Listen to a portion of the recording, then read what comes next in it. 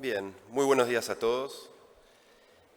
Muchas gracias a las autoridades, a los organizadores y a todos ustedes por invitarme una vez más a compartir la visión, el análisis que tenemos desde la consultora sobre lo que sucede en el país, en materia económica, por supuesto, y hacia dónde puede ir, para darles a ustedes un contexto sobre el cual desarrollan sus negocios. Es difícil para el análisis elegir un enfoque, porque incluso más que el año pasado, en este momento hay capas distintas de enfoques que son disímiles. El año pasado creo que cuando nos juntábamos en este espacio, todos teníamos la expectativa de que cualquier cosa que venía iba a ser mejor. Creo que eso nos ponía en consenso. Ahora ya estamos un año después viviendo esta realidad y por supuesto si uno la mira con ojos políticos, va quizás a arriesgar un resultado, ojos sociológicos, psicológicos. Bueno, son distintos enfoques. Nosotros hoy nos vamos a centrar en estrictamente el económico y dentro de la economía incluso yo me voy a centrar en la macroeconomía, porque después ustedes saben que dentro de esa macro se desarrollan los negocios y no todos performan por igual. Esa es la primera definición. Vamos a hablar de macroeconomía. Y segundo, dentro ya de la economía, uno puede ver las cuestiones de forma optimista, de forma pesimista, quedarse permanentemente en los riesgos, en las debilidades. Bueno, vamos a tratar de corrernos de la subjetividad, vamos a tratar de, una vez más, mostrar datos y con esos datos tratar de extraer conclusiones. Así que, para comenzar, aparece un gráfico que parece ciertamente complejo, pero piensen que tienen un dinero ustedes para invertir y lo que están viendo en pantalla es el precio de una acción, de un activo. ¿Invertirían en ese activo que les muestra que en los últimos 20 años performó de esa manera? Subió mucho al inicio, o sea que había razones que le dieron impulso, pero después a partir de un determinado momento no creció más. ¿Con qué enfoque mirarían ustedes el precio de esa acción? ¿De forma optimista, o sea, tiene mucho recorrido alcista, le dicen en el mercado, upside para crecer y juegan una ficha? ¿O dicen, este modelo está agotado, esa empresa no da para más, no crece y en todo caso va para abajo? Es la apuesta de la economía argentina. Ahora, ya habiendo todos ustedes leído lo que dice en el título, lo que estamos viendo es el país. Es el PBI, es la aproximación macroeconómica del mercado en el cual ustedes se desarrollan, en términos totales y en términos per cápita. Entonces, vamos a sacar dos conclusiones rápidas de este gráfico. Se puede crecer mucho y rápido, 2004, después del rebote de la crisis del 2001, 2004 a 2011, incluso pasando crisis internacionales como la del 2008, se puede crecer rápido en poco tiempo. Ahora, algo pasó a partir de un determinado momento, en 2011, en el cual la economía no creció más. De forma muy simplificada, por cuestiones de tiempo, apareció el cepo y de ahí en adelante no crecimos más. Peor aún, a un mismo tamaño de mercado, riqueza generada, somos todos los años más argentinos, le toca un poquito menos a cada uno, somos todos un poquito más pobres en términos de PBI per cápita. Y eso es lo que les muestra el gráfico, que al mismo tiempo uso la historia para apalancarme en el futuro. Esto es lo que tiene que cambiar, hay que ponerse a crecer. Pero en este contexto de estancamiento y caída de PBI per cápita, nos encontramos casi solos en el mundo. En el gráfico que ustedes están viendo a la izquierda, cada rectángulo es un país. Si está a la izquierda, en el gráfico a la izquierda del cero, significa que ese país a lo largo de 10 años se contrajo en términos per cápita, lo cual es una rareza, porque si vos tenés más población todos los años, se supone que creces por naturaleza, tenés más habitantes que consumen, que producen, que invierten. Entonces es una rareza estar a la izquierda de la izquierda y ser un país que no crece. A la derecha aparece el listado. Argentina en los últimos, entre el 22 y el 2011 retrocedió 10% en su PIB per cápita y fíjense que nos comparamos con un listado de países donde la mayoría ha sufrido una guerra civil o una guerra, una invasión, un desastre natural. O sea, para que durante un periodo tan largo como una década contraerse en términos per cápita tenés que haber hecho las cosas muy, muy mal. Este gráfico les muestra a ustedes de forma dinámica qué edad tiene el gráfico les devuelve qué porcentaje de su vida la vivieron en recesión.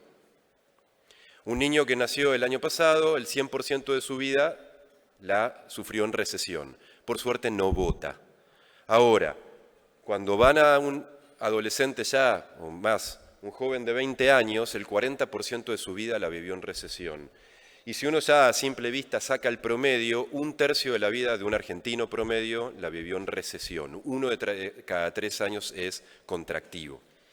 Sobre esta base de un mercado estancado, con retroceso per cápita, donde es una rareza en el mundo, donde además vivimos muchos años en recesión, más allá de la última década, le sumamos, ustedes saben, hasta este punto, mucha inflación. El gráfico parece que la inflación se hubiese generado todo el año pasado, claro, llegó a 300%, pero ya veníamos con el problema inflacionario de mucho tiempo atrás. ¿Qué hace que la inflación, en un mercado que no genera riqueza, cuando enfrentás la góndola, te llevas menos producto y en consecuencia la mitad de la población al final del 2023 era pobre? ¿Les va gustando la presentación? ¿Tan cómodos? ¿Sí? Bueno, piensen que nosotros también tenemos que explicar esto a no economistas, no argentinos. En este contexto es que llegó este señor. Y este señor es el primer economista presidente de la Argentina, que tiene un argumento basado en los minutos que usé para explicar la Argentina de los últimos tiempos hasta aquí. Pero que al mismo tiempo lo tenemos que usar para entender futuro. Tiene que cambiar todo lo que acabamos de ver.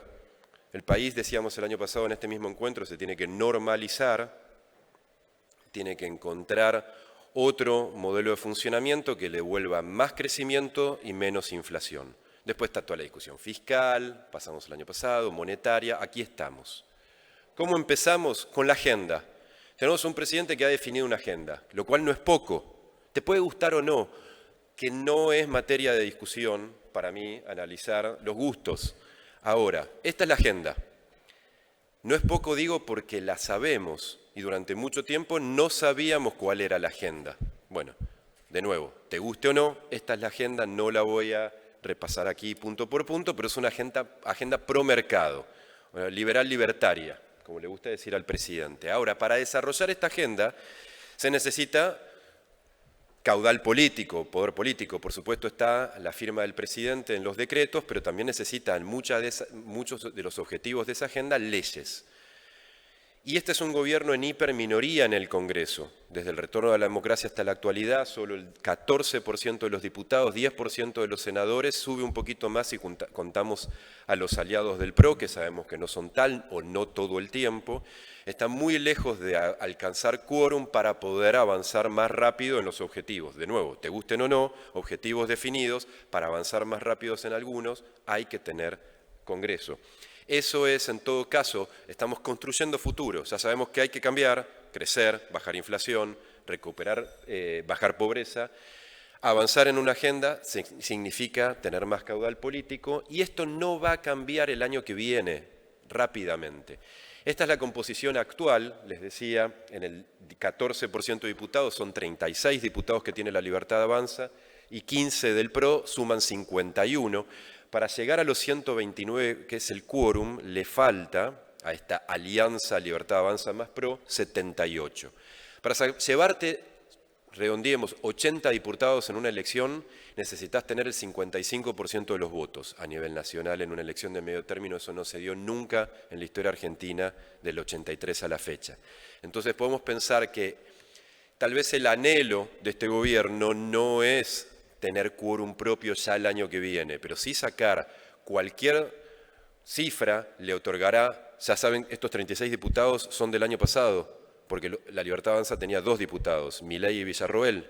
Todos estos diputados no renuevan, van a estar sentados el 10 de diciembre de 2025 y cualquiera que se le sume hace, en todo caso, a el objetivo del tercio, porque con el tercio, y esto estuvo ya muy patente, el gobierno de mínima puede bloquear vetos de proyectos de ley que no quiere que avancen o, en todo caso, ratificar decretos. Sepan ustedes también, cuando hacemos el mismo ejercicio en el Senado, que el año que viene esta foto tampoco cambia radicalmente, por lo menos no para alcanzar mayorías, porque Milei tiene hoy 7 diputados, 4 del PRO, 11 en total, 37 es el quórum, a los 11 hay que sumarles 26 y el año que viene eligen senadores en 8 provincias, 8 por 3, 24. No se ponen ni siquiera en juego los senadores suficientes para que la fuerza del PRO más Libertad Avanza alcancen quórum propio. Entonces acá el objetivo de mínima del año que viene es un tercio en las dos cámaras para blindar lo que mencionaba previamente. Seteado el objetivo político del 2025, avanzamos en el objetivo económico para que los resultados maximicen los votos, ¿correcto? Así armamos la proyección del año que viene. Y fíjense ustedes sobre qué aristas, recién se mencionaba, de nuevo, como se hace en la economía, separar lo transitorio de lo permanente, lo estructural de lo coyuntural. Entremos a los resultados económicos buscados para el 2025, primero desde lo estructural.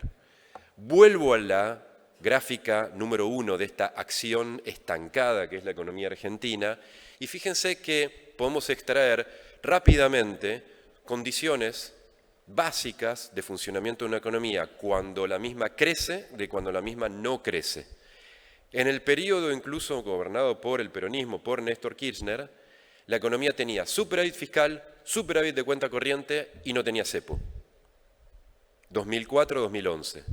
A partir del 2011 es una economía que empezó a funcionar con déficit fiscal, déficit de cuenta corriente y cepo. Parecería fácil, tienen ahí gráfica la fórmula que tienen que poner en práctica para que la economía crezca. No es una condición suficiente por sí sola tener esas condiciones operativas, pero sí en todo caso te van a permitir trabajar sobre una macro más estable. Superávit fiscal, primer objetivo, primer pilar. Ya se consiguió en el primer mes, se dudaba si era sostenible, robusto. Bueno, ya van 9 meses de cifras oficiales y tenemos superávit financiero, que es más que fiscales, incluyendo el pago de intereses de la deuda, cosa que no se conseguía desde el 2008. Y ya se presentó el presupuesto para el año próximo para ratificar que el gobierno, por lo pronto hasta 2027, va a trabajar con superávit fiscal. Listo, no tengo mucho más para decir. O sea, uno de los pilares, el gobierno lo da por cumplido. Y el otro pilar es el de la cuenta corriente. El de la cuenta corriente, según proyecciones del FMI, para los próximos años, el pilar de la cuenta corriente estaría ciertamente garantizado, es positivo. Fíjense que coincide con los años de Néstor Kirchner, porque es para la Argentina una rareza tener superávit de cuenta corriente. Rápido, porque es un término muy de economistas, cuenta corriente es el resultado de todas las transacciones comerciales que el país hace con el mundo. Ustedes operan en ese sector, son los dólares que le quedan versus los dólares que se van. Es más amplio que el superávit comercial porque incluye, por ejemplo, el turismo o los servicios están puestos en la cuenta corriente. Bueno, ¿por qué tendríamos cuenta corriente positiva en los años próximos? Porque, por supuesto, crecerían las exportaciones. ¿Por qué van a crecer las exportaciones? En breve les voy a mostrar si estamos hablando de un dólar atrasado que no favorece a las exportaciones argentinas y facilita la importación. Fíjense que un dólar atrasado en los últimos 20 años que les estoy mostrando va 1 a 1 con el resultado de la cuenta corriente. Un dólar atrasado en términos reales cuando la curva baja, el resultado de cuenta corriente se va a déficit. Primero mueve el dólar y se atrasa, inmediatamente empezamos a comprar más importados que capacidad exportable y se va a déficit la cuenta corriente. Entonces, ¿por qué el Fondo Monetario Internacional pronostica superávit de cuenta corriente por un boom de exportaciones si tener el dólar atrasado anticiparía tener déficit de cuenta corriente? Por la energía. Alef Energy es una consultora especializada asociada a Ecolatina. Ya saben ustedes esto, no les estoy mostrando ninguna novedad. Sí era una novedad el año pasado cuando todavía debatíamos si el gasoducto se iba a terminar o no. Este año el gasoducto está terminado y por primera vez en más de una década a la Argentina le van a quedar dólares comerciales positivos por más exportación de energía que importación. 2024. Ya ocurre este año, eso es toda una novedad. 5.000 millones de dólares, poco, mucho, son dólares positivos. Antes había que conseguir dólares que no teníamos para poder prender la luz y que funcione la economía argentina. Otra de las razones con el cepo por las cuales no crecíamos. Así que tener energía es siempre favorable. 2025 la proyección pasa a casi 10.000 millones de dólares de superávit, a 2026 15.000 millones de dólares, a 2027 casi 20.000 millones de dólares. Y lo que están viendo acá es una proyección, me animo a decir, o para envalentonarse, modesta. No es optimista. Lo que tiene esta proyección es un barco que cumpla las veces de la planta que va a construir YPF, será con Petronas, será con otra empresa, no importa. Esto no lo tiene, no tiene la planta onshore, tiene un barco que se estaciona, por supuesto con menos capacidad, para exportar gas licuado, y tiene la mayor compresión de TGS que anunció en el RIGI, y algunas que otras cositas más, por ejemplo la reversión del ducto a Bolivia para poder exportar a Brasil. Nada más. Tiene el mismo precio internacional de petróleo, tiene los mismos pozos operativos hoy, no hay ningún shock de inversiones, ¿sí? Son los pozos que se van renovando o abriendo a la tasa actual de los últimos años. No más que eso, la Argentina le vendría una montaña de dinero, dólares, que es lo que le falta, que correría lo que se llama en economía la restricción externa. Los dólares no pasarían a ser un problema en el armado macroeconómico. Tanto agregaría el campo, perdón, al revés, tanto agregaría la economía como otro campo. El campo en el promedio de los últimos años, incluyendo una peor sequía en 100 años, te da entre 35 y 40.000 millones de dólares. Entre energía y minería superaría ese monto de cara al 2030. Lo que ustedes están viendo abajo, 5 y 4, son los datos de superávit que ya esos sectores dejan en el 2024, y lo otro es el upside que tiene de crecimiento hacia el 2030. Entonces, la cuenta corriente en esta instancia sería positiva, no por un tipo de cambio alto, ¿sí?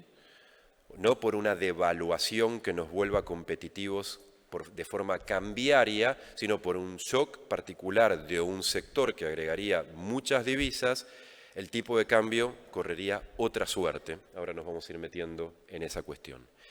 Esos son los pilares de largo plazo. Me quedo acá, perdón, antes de mostrar este gráfico. Estos son los pilares de largo plazo, ¿sí? Estructurales, para poner a crecer la economía y parecerse a un periodo tal cual la presidencia de Néstor Kirchner, superávit fiscal, superávit de cuenta corriente. ¿Recuerdan que se hablaba en esos momentos superávit gemelos? Es eso, es volver a tener eso sin cepo, ¿sí? Tenés muchos dólares, tenés ahorro fiscal, no tenés que pedir prestado, no dependés como en el 2018 si los que te prestan un día no te quieren prestar más y se cae la economía. Macroeconómicamente hablando, serían dos pilares muy importantes, pesos, dólares, y ahora hay que resolver la que falta, la cuestión del cepo. Eso ya nos metemos más en una cuestión ahora coyuntural. ¿Y cómo está la coyuntura? Hemos atravesado una de las contracciones de la economía más largas desde que existe la serie del EMAE que publica el INDEC. Estimador mensual de actividad económica, me imagino que todos la siguen. La economía toca su último pico local, no cuando asume Milei, sino en agosto del 2023.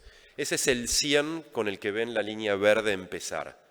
Ahí estaba el tamaño de mercado y la economía definida en un PBI en agosto del 2023. Esta contracción ya empieza en septiembre, más chico que agosto, en octubre, más chico que septiembre. Y así se vino contrayendo durante 8 meses. De las contracciones que vimos desde que existe el indicador en 2004, es la contracción más larga. Por eso mucho se habló de la tolerancia a esta contracción. Ahora, el dato de mayo fue un poquito mejor que el de abril, el mes 9. El dato de junio se volvió a ir un poquito para abajo, pero no fue tan malo como el de abril. O sea, como que aparentemente ahí empezamos los economistas a decir, esto parece haber tocado piso. Después vino el dato de julio, mucho mejor, y el de agosto a ratificar el dato de julio. Lo que uno puede ver simplemente mirando curvas es que la economía como un todo habría tocado piso y estaría empezando a rebotar. El presidente, de hecho, se agarra para decir, fíjense que el dato de agosto es parecido al de diciembre cuando él asumió. Entonces la economía, bajo su gestión, ya digirió el ajuste. ¿Sí? Este es el gráfico que usa o la estadística que usa para argumentar esa postura. Bueno, lo importante para poder pensar en crecer, que ya lo pusimos como objetivo, es primero dejar de caer. Después, de mínima, rebotar, ir a buscar el nivel de operación con el que ya actuábamos de mínima en agosto del 2023, que era igual al del 2011. No es muy distinto en estos 14 años estancados.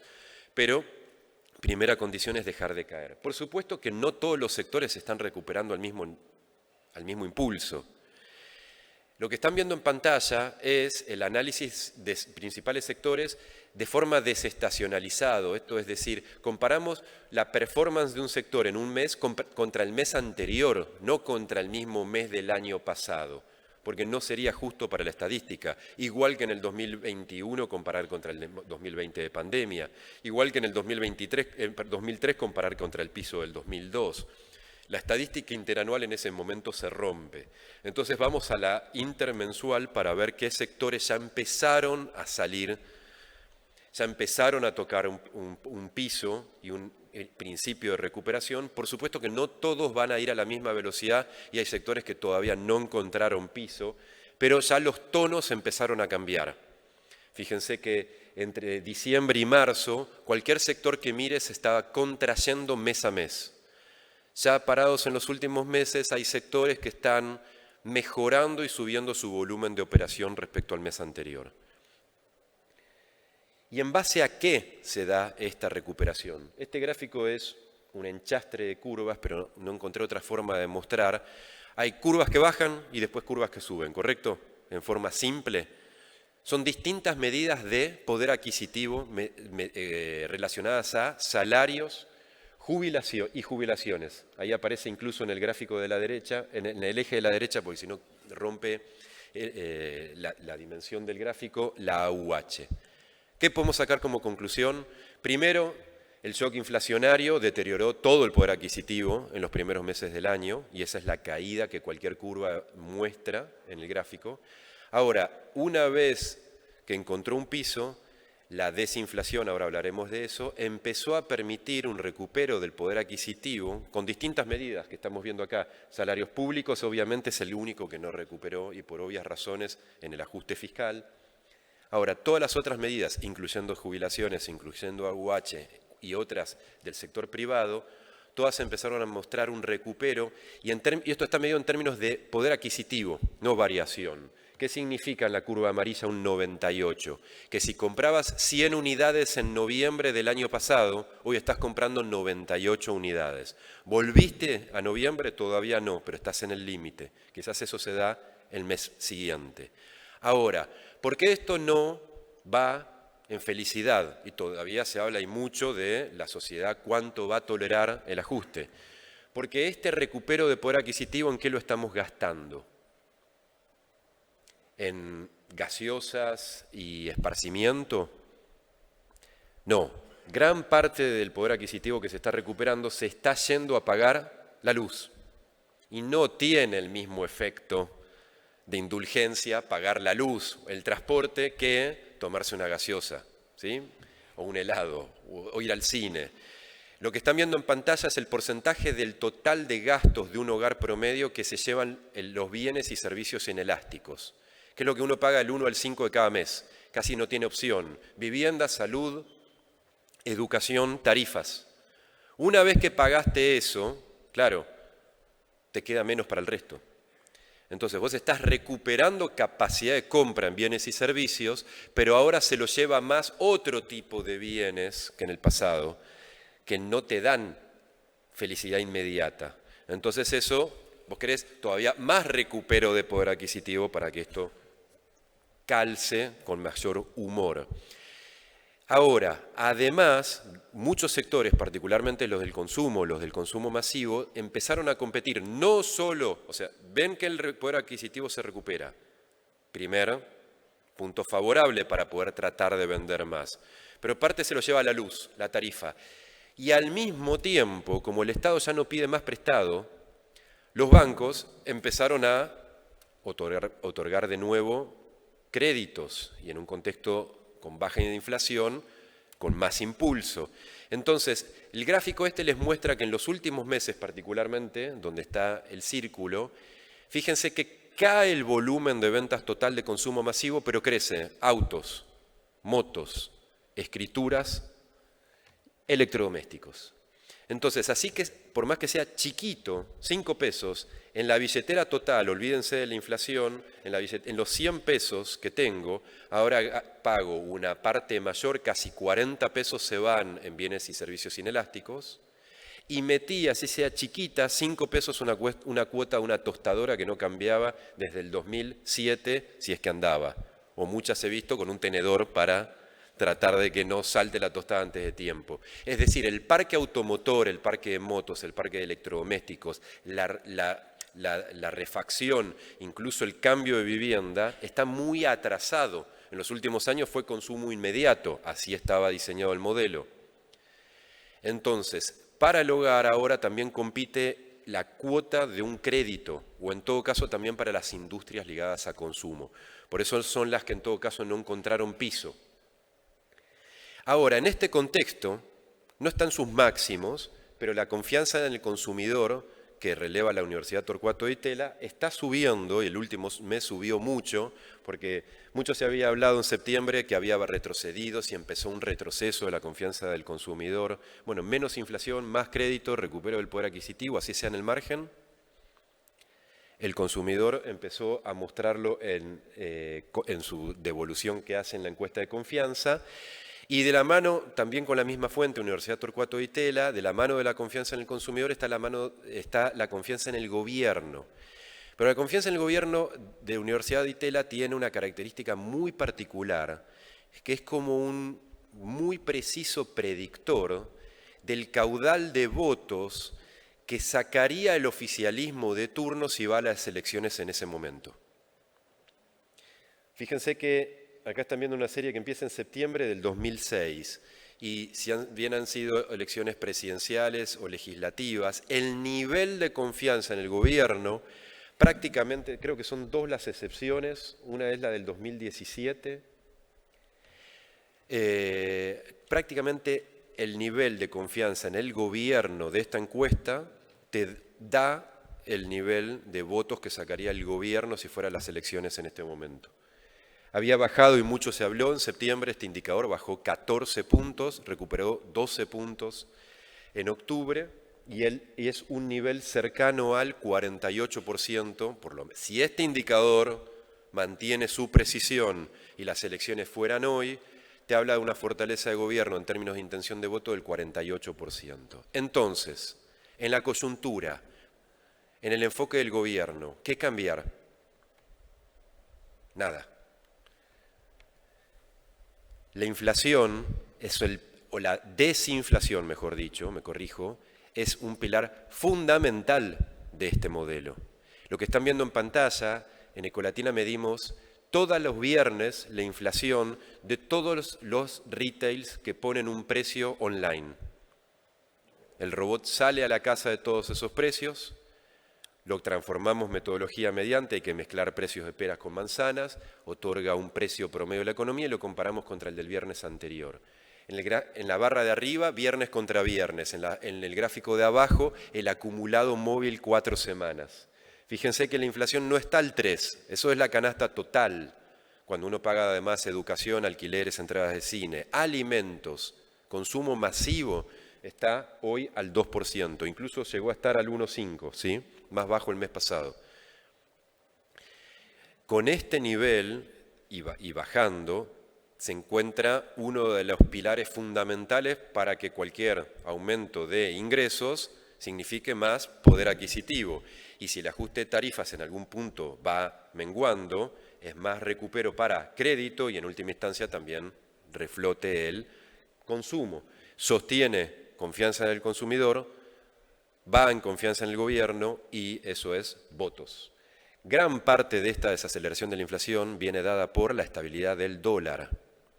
Un dólar que en términos corrientes, por supuesto, no es comparable con lo del año pasado, entonces lo ponemos en precios constantes. El dólar libre hoy a 1.150 compara con un esfuerzo, parados hoy, el esfuerzo de comprar un mismo dólar de 500 el año pasado era gastar 2.300 pesos hoy.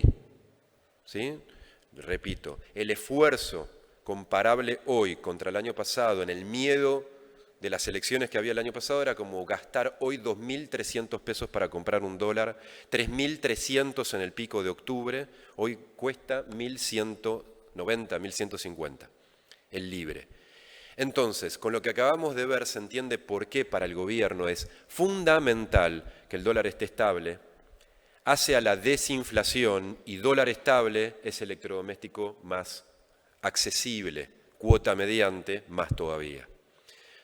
Entonces, con esto dicho, queda claro por qué el gobierno no quiere de acá en adelante todo lo posible y lo que perdure, y por lo menos al hito de la elección, que no haya ningún salto cambiario. ¿Sí? Espero haber argumentado con suficiente claridad la lógica que en este escenario llamamos optimista del gobierno. No quiere que nada cambie. Pilares estructurales, superávit fiscal, superávit de cuenta corriente, eso llegará con vaca muerta más adelante, necesito armar un puente. Ese puente lo necesito con más caudal de votos en el Congreso, más diputados y senadores, entonces dólar estable, desinflación, recupero de poder adquisitivo para encarar el año electoral. El escenario alternativo que ahí ven como base es un escenario que hoy pierde en probabilidad, pero párense en agosto, en julio, brecha en 60, dólar en 1.500, miedo o no, riesgo país en 1.700, ahí, ¿qué refleja ese escenario alternativo? Tensión, porque uno no puede dar por cierto que ya de acá hasta octubre del año que viene, cuando nos volvamos a encontrar, no pase nada. El escenario, entendemos, ese es el que quiere recorrer el gobierno, pero en el medio seguramente tensión va a haber. ¿Cómo poder descomprimir la tensión lo más lejos posible de la elección? En el verano. ¿Quién lo dijo? El propio presidente hace poco. ¿Sí? Entonces es un salto cambiario porque sí, no. Sería una salida del cepo más acelerada que aumenta la presión sobre el dólar, más demanda, corrige para arriba. ¿En qué momento? En el momento que bajás impuesto país, acordás con el fondo, es un momento adecuado, nada más. Descomprimís un poco y encarás el año electoral. Fíjense que los dos escenarios son similares. ¿En qué sentido? Uno no mueve el tipo de cambio, el crawling peg, todo el año que viene igual. El otro salta en el verano y después no mueve. ¿Cuál es la conclusión? No muevas el tipo de cambio. En última instancia, si querés que el proceso de desinflación sea exitoso, no muevas el tipo de cambio. ¿Es lo que hay que hacer siempre? No, pero por lo pronto para bajar la inflación es súper importante no mover el tipo de cambio. Si el tipo de cambio se mueve, ¿qué vamos a tener? Pass-through, ya lo sabemos, somos todos economistas en este sentido, se incrementa el dólar, se incrementa el costo, se incrementa el bien final, y eso es un shock para la economía. Si hay un salto en el verano, vamos a tener meses con más inflación en el verano. Si no hay ningún movimiento de tipo de cambio, la desaceleración de la inflación continuará como hasta ahora. Incluso saltando, les decía recién, en el verano, si ese fuese el escenario, después no hay que tocar más el tipo de cambio, con más razón después de un salto. Este gráfico les devuelve a ustedes las experiencias que hemos tenido después de que un presidente o presidente de Banco Central o ministro de Economía anunció un plan antiinflacionario. Hoy empieza la batalla contra la inflación. Escucharon 1000 veces esa frase. Mes cero va a empezar a correr el tiempo y el gráfico les va a empezar a acumular la inflación mes a mes, a medida que, desde que ese plan empezó, a medida que pasaban los meses. No hubo un solo plan de los muchos que pudimos contabilizar que haya sido exitoso desde su inicio para bajar la inflación, salvo uno, que fue la convertibilidad. Por supuesto, en este momento hace un ruido su cabeza, conozco el público y dirán, ¿está abogando por la convertibilidad? No. Lo que acabo de decir es que si querés ganar la elección del año que viene, no tenés que tener inflación, ¿correcto? Si no querés tener inflación, no muevas el tipo de cambio. Eso es lo que estoy diciendo. Fíjense cómo sobre todo si no tenés reservas. Los planes que acaban de ver fracasaron porque son sobre todo planes donde no había dólares y además se movía el tipo de cambio. Entonces, la convertibilidad ya sabemos cómo terminó y no hay que llegar a esa instancia. Pero en el extremo fijó el tipo de cambio. Con tipo de cambio fijo, la inflación la sepultó. Entonces, con la misma lógica, lo que les quiero decir es, en el recorrido que el gobierno quiere, no quiere tocar el tipo de cambio, o mínimo por mes. Y si incluso salta en el verano para descomprimir, después no mueve. ¿Por qué? Porque quiere seguir desinflacionando de cara al momento electoral. Con esa lógica, con salto de tipo de cambio en el verano o no, y no sea un salto, de nuevo recuerden, porque sí, sería la salida del cepo. Después de eso, si continúa lo que acabamos de ver, sectores que van encontrando piso, rebote, poder adquisitivo, que va en recupero, tarifas que van habiendo completado su reajuste de precios relativos, entonces el poder adquisitivo se puede volcar con más potencia a la indulgencia de bienes y servicios quizás más ligados al consumo masivo, el PBI volvería a el nivel que dejó en agosto del 2023 en el segundo semestre del 2025. Son esos 2 años que lleva todo ajuste y corrección cambiaria y sobre todo fiscal en Argentina en experiencias pasadas. Pero es una economía en salida. La pregunta en todo caso está para más adelante. ¿Qué pasa después del 2026? Vaca muerta. Hoy contestemos así. Ahí llega el oasis de vaca muerta, llegan los dólares, superávit de cuenta corriente, superávit fiscal. Con esos dólares seguramente ya sin cepo, con flotación de la moneda, en todo caso el dólar no esté tan atrasado. Se seguirá avanzando en la competitividad no cambiaria, para poder hacer más competitivas las exportaciones y que no solamente sean exportaciones o dólares por vaca muerta, para darle más sustento a esa economía más allá del 2025. Para cerrar, son 2 slides las que tengo. Cuando una economía uno la analiza muy rápidamente, un diagnóstico de vista rápida, uno está midiendo el PIB per cápita, qué riqueza por habitante hay y cuánta inflación.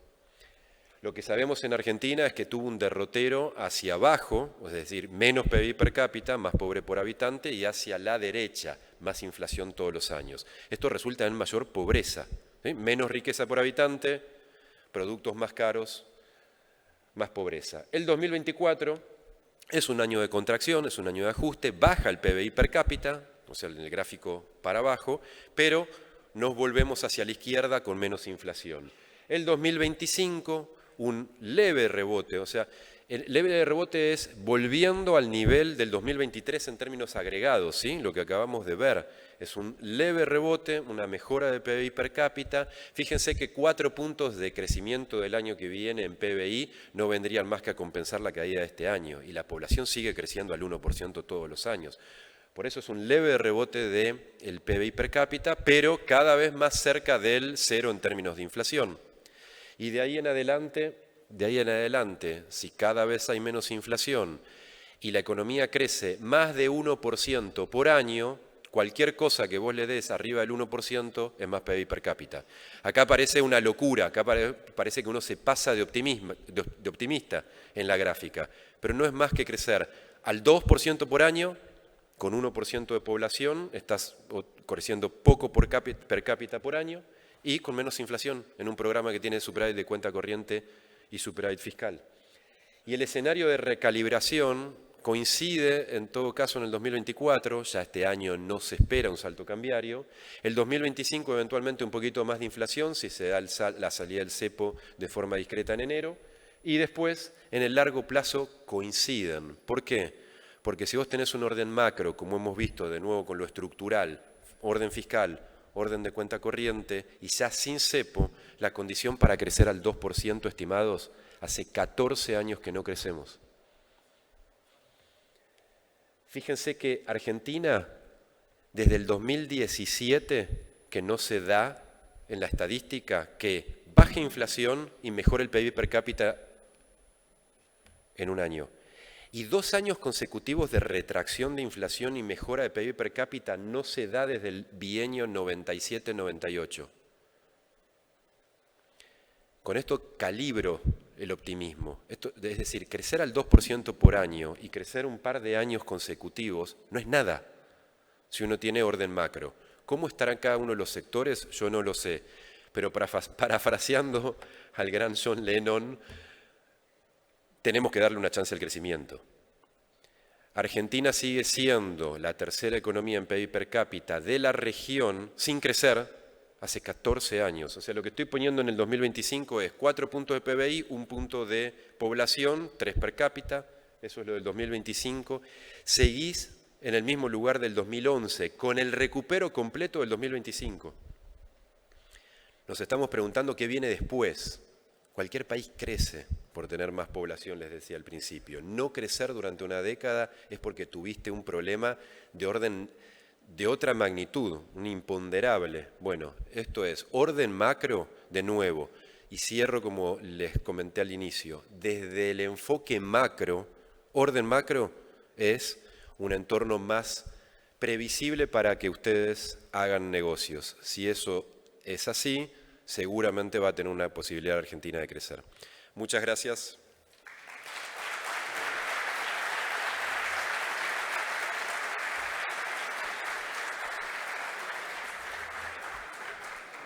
Me quedo acá. Sí. Espera que no me... Así, ahora sí. Me acerco, así me contagia un poco el optimismo, la energía que nos trajo Andrés. No, han llegado y siguen llegando preguntas. Como dijimos, vamos a hacer una sola para levantar un poco el tema del tiempo que venimos ajustados. Leo la pregunta que dice así, Andrés. Además del cambio de gobierno, ¿sí? Además del RIGI y la mejora del clima de negocios en general, que vos hoy nos transmitiste, ¿no? A partir de este octubre también tan bueno y demás. ¿Qué cosas son necesarias a tu entender para potenciar la inversión extranjera? La inversión extranjera, o sea, primero tenemos que convencernos nosotros antes de convencer la inversión extranjera. Igualmente, por supuesto, que es un motor y esto está muy relacionado a lo que hoy por hoy leemos como riesgo país, ¿sí? De alguna manera, si bien eso es el reflejo de la cotización de los bonos soberanos del país, de alguna manera también hace a la impresión que desde afuera tienen en el riesgo o la tasa de retorno que le piden al país para invertir. Antes de convencer a los de fuera nos tenemos que convencer nosotros. Esa es la conclusión que sacaría. En la medida que vos tenés orden macro, que sos prolijo en tus cuentas, como cualquier familia, como cualquier empresa, fíjense que lo que estamos pidiendo a la economía no es un desafío.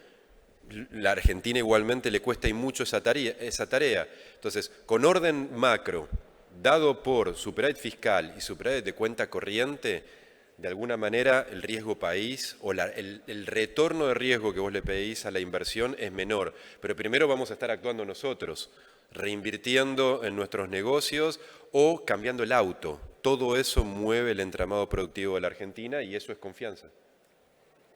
Bueno, muchas gracias, Andrés, de nuevo. Muchísimas gracias a todos. Los saludamos con un aplauso. Muy buen día.